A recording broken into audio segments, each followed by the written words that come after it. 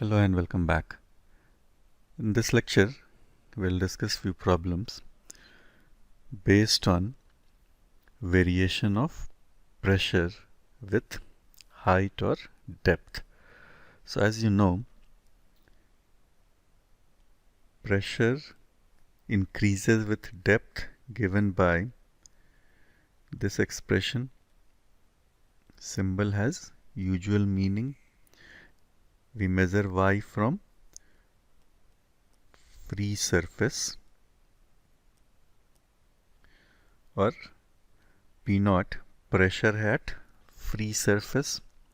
वैसे भी प्रेशर किसी पॉइंट पे डिफाइन करते हैं एंड सबसे इम्पॉर्टेंट ये था कि this equation is independent of shape of container. तो इस अरेंजमेंट में भी अगर इस पॉइंट्स को हम लोग कंसिडर करें तो इस हर एक पॉइंट पे प्रेशर सेम होगा बिकॉज दिस फ्लूइड एक तो एक ही लिक्विड है और स्टैटिक इक्विलिब्रियम में है और देख लो सबका फ्री सरफेस और डेप्थ सेम है.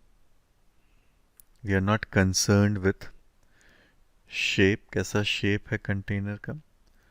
तो let us discuss few basic questions. First question: water is slowly poured into container until water level has risen into the tubes A, B and C. The water does not overflow from any of the tubes. How do the water depths in three columns compare to each other? So in this question, what we have to assume is that once you stop pouring the water level in each tube A, B and C will be different or same. Answer is, if we consider these points, say A1, B1, C1, they are on same horizontal line, and this is example of static equilibrium. So pressure at A, pressure at B, that is A1, pressure at B1 and pressure at C1 must be same. So they have same depth. So dA is equal to dB is equal to dC. Question: a submarine cruises at a depth of 300 meter. What is pressure at this depth? Give the answer in both pascals and atmospheres. So we know pressure increases with depth and it is equal to atmospheric pressure plus rho into G into depth. Atmospheric pressure is 1.013 into 10 to the power 5 Pascal plus density is 1030 kg per meter cube. G is 9.8 and depth is 300 meter. So simplify, this is equal to 3.13 into 10 to the power 5 Pascal, and to give answer in atmosphere, then pressure in terms of atmosphere will be 3.13 into 10 to the power 5 divided by 1.013 into 10 to the power 5. This comes out to be 30.9 atmospheres. Next question: the container shown in figure is filled with oil. It is open to the atmosphere on the left. First part, what is pressure at point A? And second part, what is pressure difference between points A and B, between points A and C? As it is example of static equilibrium, so If we draw a horizontal line passing through point A, then every point on that horizontal line which lies within that liquid will have same pressure. So this is the line. So pressure at this point and pressure at A will be same. Let me say this point is 1. We can very easily find pressure at 1 by using the fact that this point is open to atmosphere. Suppose atmospheric pressure is P0. And how much is depth? This is 100, this is 50. So depth is 50 centimeter. So P is equal to, that is P1 equal to P0 plus rho g h, where this h is 50 centimeter equal to half meter. And part B, what is pressure difference between A and B? Now pressure difference between A and B, pressure at B is equal to pressure at C is equal to P0 plus rho g. Let us denote this by capital H, and that capital H is how much? 100 centimeter. And P1 is equal to P A. So pressure difference between A and B will be PB minus PA. That comes out to be rho g H minus H equal to pressure difference between point C and point A. Question: find pressure at point 1 and point 2 shown in figure. Now the fluid or liquid is in static equilibrium. So you know pressure varies with height and depth, and the result which we derived is independent of shape of container. So for point 1, we start from this open surface. What is depth of point 1? Y1. So pressure at point 1 is simply atmospheric pressure plus rho into G into Y1. Similarly, pressure at point 2, this is your open surface. Pressure here is atmospheric pressure, and what is depth? Y2. So P2 is equal to P0 plus rho G Y2. So the result P equal to P0 plus rho GD, which we derived, is independent of shape of container. Next question: water fills the tube shown in figure. What is pressure at top of closed tube? So this end of tube is closed. So as tube is closed, so water cannot rise to same level. If this arm of this tube is also open, then on both the arms, height of water column must be equal. Now as liquid is in static equilibrium, so pressure at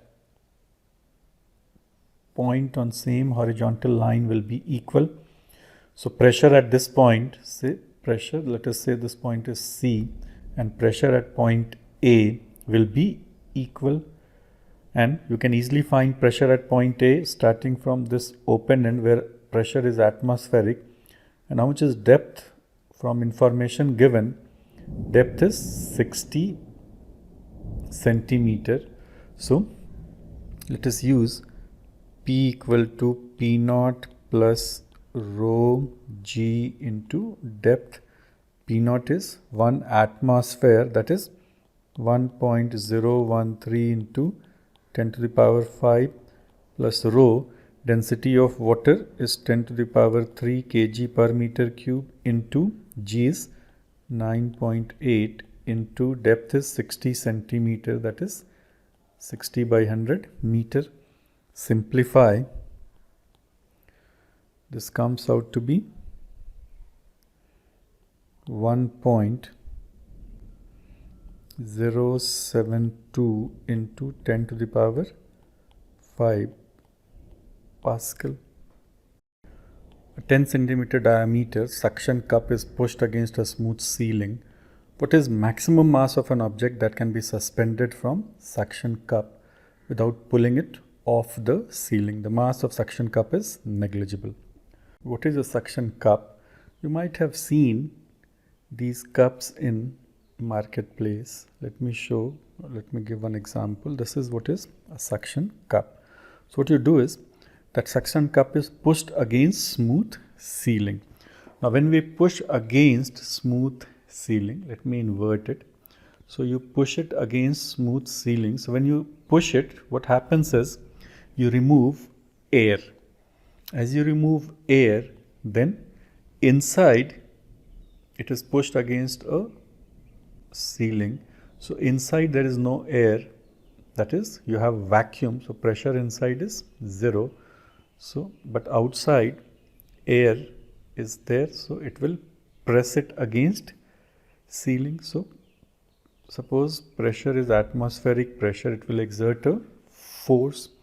Now we have to find what maximum mass of an object that can be suspended. So let us draw a free body diagram like this.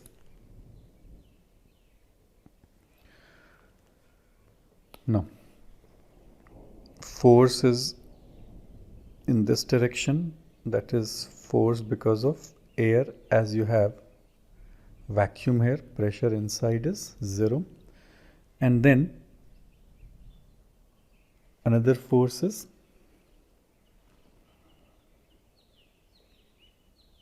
tension, then this F air is equal to tension. And when you will draw a video of this object, let me show it here. Force acting on this object are mg and tension. So T is equal to mg. Clearly your object is in static equilibrium.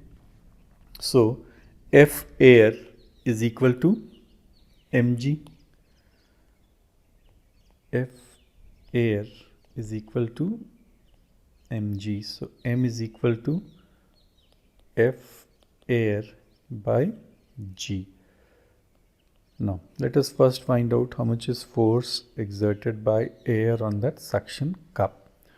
So force will be pressure into, that pressure of course is atmospheric pressure into area. Area is pi r square. Now atmospheric pressure is 1.013 into 10 to the power 5 into pi into radius is 10 centimeter. 10 diameter is 10 centimeter. So 5 into 10 to the power 5 square into 10 power minus 4. Calculate. This is 796 Newton. Substitute numerical values in this equation. So m will be, F air is 796, g is 9.8. This comes out to be approximately 81 kg. Next question, find pressure at point 1 and 2 shown in figure. So container is spherical and we have to find pressure at 1 and 2. Fluid or liquid is in static equilibrium. So pressure variation with depth is independent of shape of container. So let us use the fact. Now in order to find pressure at point 1, this is free surface, so we need this depth, and you can use geometry. This is 30 degrees, so this angle also is 30 degree. Radius is r. So how much is this depth equal to? R cos 30 degree. So pressure at point 1 is atmospheric pressure plus rho into g into depth is r cos 30. Similarly, in order to find pressure at point 2, we'll start from free surface. So this is free surface and we need this depth. How much is this? This is r, this angle is 60 degrees. So this depth is r cos 60. So pressure at point 2 is P naught plus rho into G into R cos 60. So whenever we use this formula P equal to P naught plus rho GD,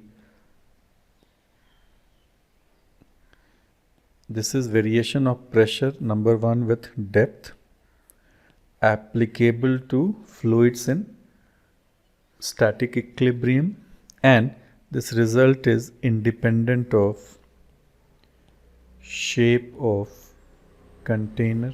So generally you get confused by shape of container. So the shape of container should not worry you. This result is independent of shape of container.